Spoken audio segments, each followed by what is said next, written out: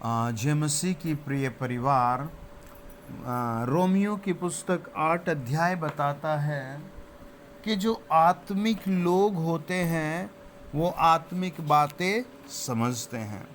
जो आत्मिक लोग होते हैं वो आत्मिक वचन को भी समझते हैं। क्या आप इस बात पर विश्वास करते हैं कि परमेश्वर आपसे कुछ आत्मिक बातें कहना चाहता है?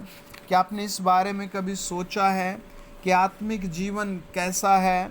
व्यवस्था विवरण जब हम कंप्लीटली पढ़ते हैं, निर्गमन, लेव्य व्यवस्था, गिनती और व्यवस्था विवरण, ये सारी किताबें व्यवस्था को बताती है कि आदमी के पापों की, हर गलत काम की क्या सजा है।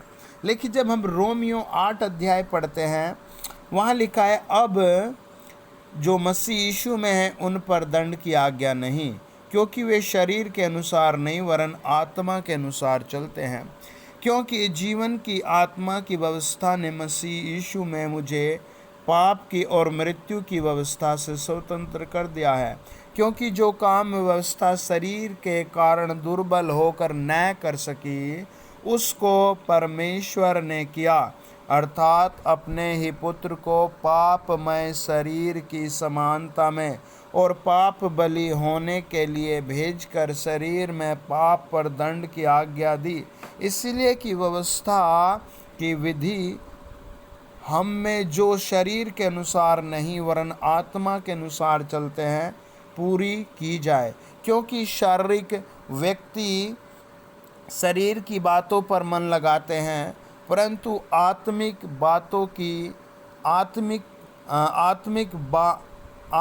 आत्मा की बातों पर मन लगाते हैं। Praise the Lord. आत्मिक व्यक्ति आत्मा की बातों पर मन लगाते हैं। डिस्प्ले पर लिखा है, धर्मी लोग खजूर के समान फूले फलेंगे और लबानोन के देवदारों के समान बढ़ते रहेंगे। ये एक बहुत आत्मिक वचन है। क्या वास्तव में एक 5 फुट का आदमी, 6 फुट का आदमी लबानोन के समान 7 फुट का या 20 फुट का हो जाएगा? नहीं। इसका मतलब ये नहीं है। आत्मिक बातें, आत्मिक वचन हृदय को छूते हैं।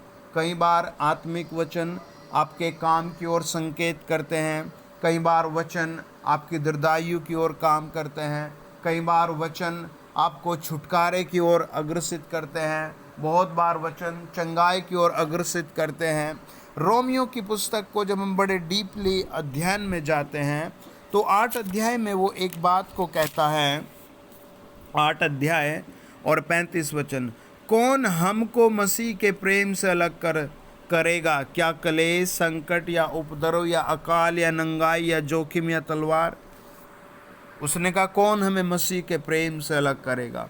उसने कहा, हम जीते भी मसीह के हैं और मुर्दे भी मसीह के हैं।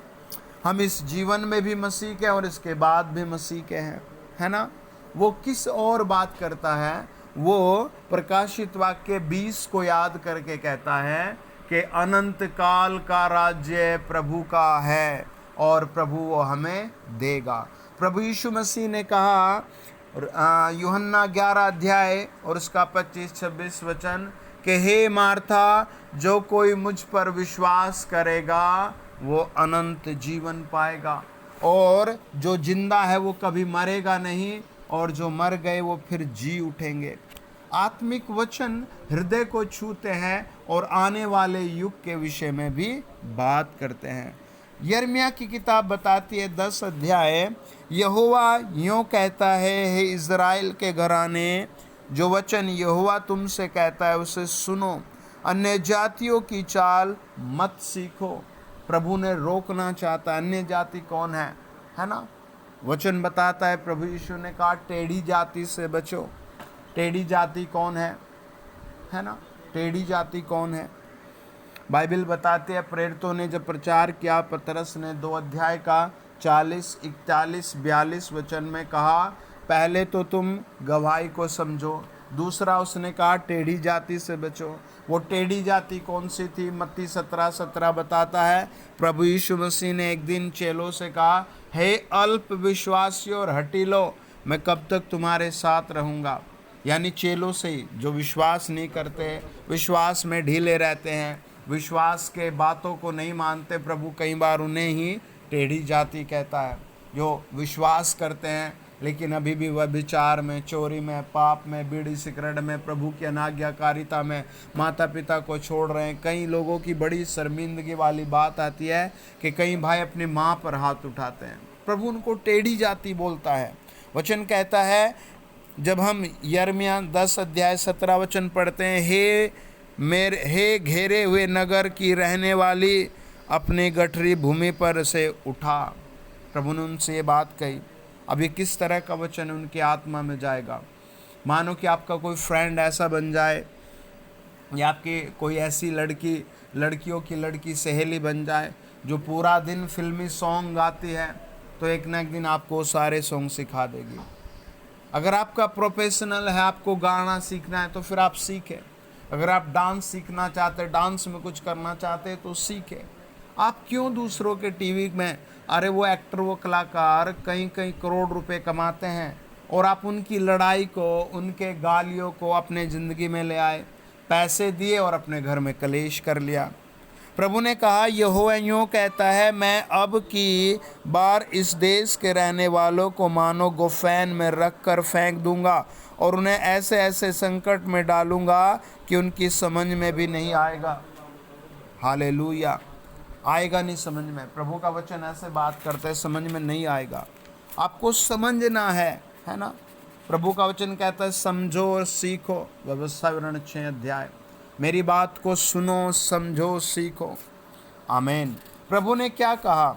जब हम यिर्मयाह 33 अध्याय पढ़ते हैं, 2 वचन कहता है, यहोवा जो पृथ्वी का रचने वाला है, जो उसको स्थिर करता है, उसका नाम यहोवा है। ये वह यूँ कहता है, मुझसे प्रार्थना कर और मैं तेरी सुनकर तुझे बड़ी बड़ी और कठिन बातें बताऊंगा जिन्हें तू अभी नहीं समझता।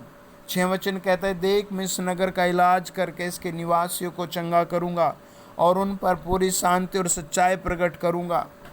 आपको किस चीज़ का डर है? आपको फेथ रखना है, आपको प्रभु का भरोसा करना है, आपको हर चीज़ के लिए दुआ में समय बिताना है। आप देखना, आपकी लाइफ बदल रही है, आपके घर के लोग बदल रहे हैं, आपका मोहल्ला बदल रहा है, आपके द्वारा बहुत लोग ब्लेस होंगे। आइए दुआ करें। पवित्र आत्मा, जितने लोग कनेक्टेड हैं, वॉच कर रहे हैं, उन सबको टच करे। वो जो कुछ मांग रहे उन्हें वो दिया जाए। प्रभु यीशु मसीह के नाम में वो बिगेस्ट ब्लेस कहलाए, बिगेस्ट ब्लेस कहलाए। जाएं हड्डियों का दर्द, आँखों के रोग, हड्डियों का दर्द, आँखों के रोग, पैरों का दर्द, हर चीज़ जाती रहे। पवित्र आत्मा बड़ा ग्रेस दो। पवित्र आत्मा ऊंचा उठाओ, लिफ्टेड करो लोगों को यीशु मसीह के जिंदा नाम में। आमीन, आमीन। God bless you. आत्मा में रहिए, विजय पाते रहिए। आप ऊंचे होंगे, मैं घोषणा कर रहा हूँ। आमीन।